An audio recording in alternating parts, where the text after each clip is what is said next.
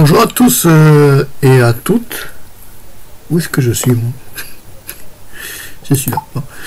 Petite vidéo où aujourd'hui j'avais envie de parler des navigateurs de recherche. Vous avez été nombreux à me demander sous Linux quel navigateur de recherche je me sers. Alors, il y en a plusieurs.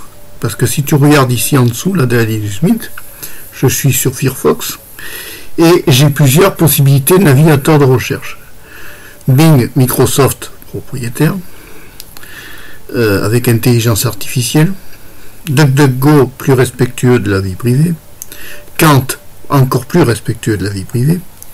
Parce que de nos jours, il faut faire attention à certaines choses. On va aller voir Kant. On va aller voir Kant. Bon, j'espère que derrière la musique du père ne vous dérange pas. Je n'en suis pas responsable. Donc Kant, c'est un navigateur de recherche comme Google. Mais il y a un truc qui me plaît, moi. Dans Kant, c'est ça. Translate. Zéro tracking dans les recherches. Pas d'avertissement de tracking. Pas de personnel data. Et la traduction, c'est pour quand?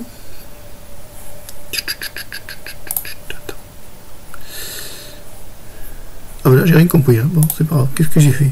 On reprend. Voilà. Qui ne sait rien sur vous. Alors, il est bien parce que quand tu demandes, là, on est en recherche mode privé. Si je vais sur le... Non.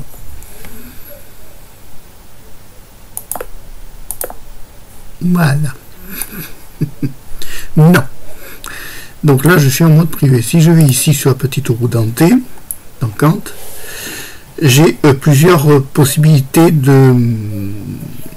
d'onglets, afficher les liens sortants, ouvrir les liens sortants dans un nouvel onglet. Donc je coche, à partir de maintenant, quand j'ai coché ça, il me permet d'ouvrir des liens dans un nouvel onglet. Qu'est-ce qu'il y a d'autre?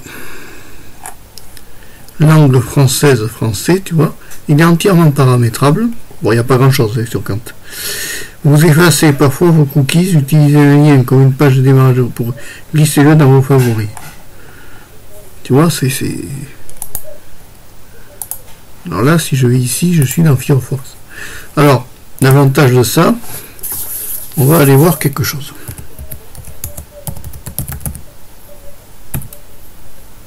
On va aller voir comment Kant me référence. Donc, on retrouve ma chaîne YouTube directement. Par contre, si je vais, et c'est là que j'ai eu un choc, j'ai été voir ma chaîne depuis Kant, du reste. Attends, j'ai été voir quand même quel était l'argent que se faisait YouTube sur mon dos, puisque je n'ai toujours pas droit à accès à la monétisation de ma chaîne YouTube. Et ça énerve. Il faut aller sur Social Blade pour aller découvrir l'arnaque de YouTube. Et là, ça énerve. Pourquoi ça marche pas dans ce coup-là? Tout à l'heure, ça a très bien marché. Voilà. Donc, j'ai plusieurs chaînes YouTube, bien sûr.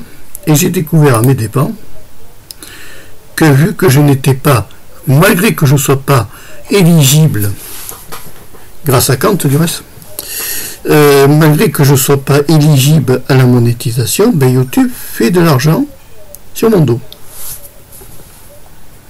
Rire, c'est des sommes ridicules. Mais en fait, 191 € par mois, ça m'aurait intéressé de les toucher quand même. Il serait normal qu'en France, ça, que fait YouTube, en balançant des pubs sans mon autorisation sur mes vidéos, sans que moi je sois éligible, ça s'appelle du vol. Du vol, c'est puni en France de faire ça. De monétiser le contenu de quelqu'un d'autre sans reverser une seule part d'argent. En France, c'est du vol. Et c'est vrai que quand on voit ça, ça incite à faire ça. Il existe Sponsor Block qui bloque les publicités. Je te le recommande. Parce que moi, je touche rien là. Or, qui devrait toucher? L'auteur de la vidéo, le créateur. Et sur 7, il en déclare que 716, ils n'en ont gardé que 716. Or, si on va sur PeerTube, il y en a plus de 1000 de publiés, de créés. Et ça m'a un peu fait mal, tu vois. C'est pas ce que toi tu en penses. Mais en fait, tu vois, tu as Sponsor Block, si tu veux bloquer les pubs. Tu as Ghostery qui bloque les pubs. Tu as uBlock Origin qui bloque les pubs. Te gêne pas, hein. Parce que de toute façon, je ne touche rien de tout ça. Je n'ai droit à rien, pas un copec. Et ça énerve. Alors, si je prends ma chaîne de chasse,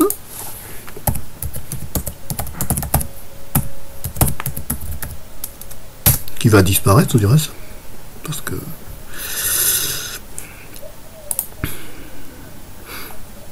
pareil, tu vois, YouTube monétise 167 €. Et moi, 0 € de gain. Je touche rien. Toujours rien. Je suis toujours pas éligible à la monétisation sur la chaîne de chasse. Du reste, je pense que la chaîne de chasse, je vais la détruire. Comme ça, ils toucheront plus l'argent. Hein, c'est quand même un peu ce que j'appelle l'arnaque de YouTube. C'est par Kant que je l'ai découvert. Donc tu vois, tu tapes Social Bled et tu retrouves de suite les salaires de tous les youtubeurs. Théorique, puisque moi j'ai droit à rien. Je touche rien. Ça me blesse profondément.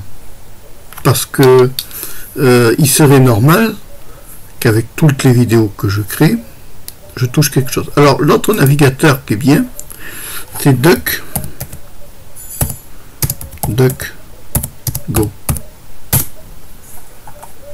DuckDuckGo est un navigateur qui respecte la vie privée. Or, Google. Je m'en fous. Si me la démonétise, je touche rien. Onde superchargeur, tu vois, t'as tout un tas de petites protections dessus. Ce que j'aurais aimé, c'est qu'il y ait une traduction.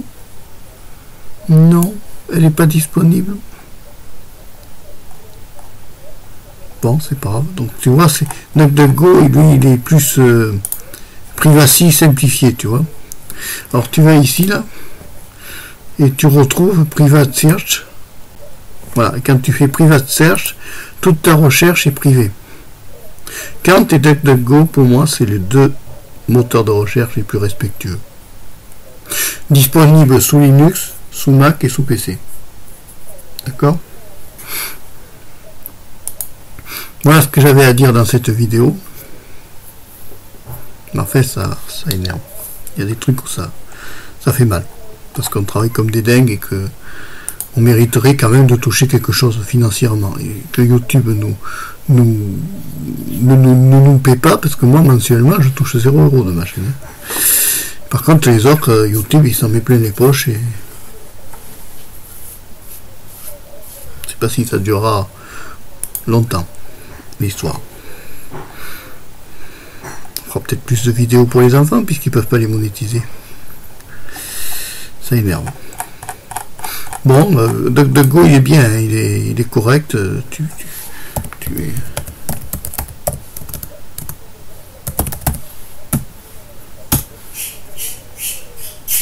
Pêcher au 3.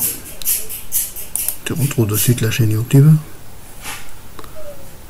Je m'en fous. On jette.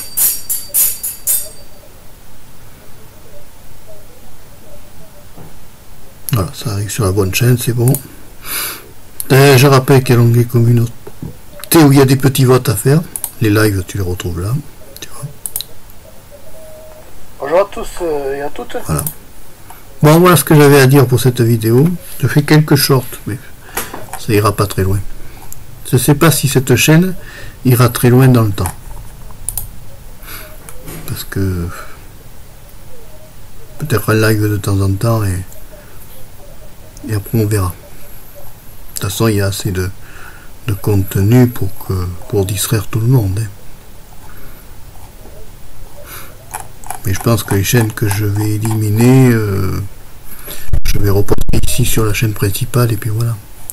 Alors après, pour les navigateurs internet, à l'époque, il y avait un navigateur internet qui s'appelait je sais plus son nom. Comment il s'appelait lui? Conqueror, je crois. Sous Linux. Voyons si j'en parle. Conqueror, c'était sous KDE, il existe encore apparemment. À l'époque, j'utilisais ça. Ça a été un des premiers navigateurs internet que j'ai utilisé. C'était pas mal au point de vue des navigateurs internet, mais c'était lié à KDE. Voilà. Après, t'en as plein des navigateurs internet, t'as qu'à faire ton choix. Hein. Bien, mais j'ai arrêté la vidéo là, ça va me permettre de voir si tout fonctionne bien sur mon PC Linux Mint. T'as aimé la vidéo, tu peux la liker, tu peux aussi t'abonner à Marpécho 3, la chaîne de la diversité. Au revoir, à bientôt et merci.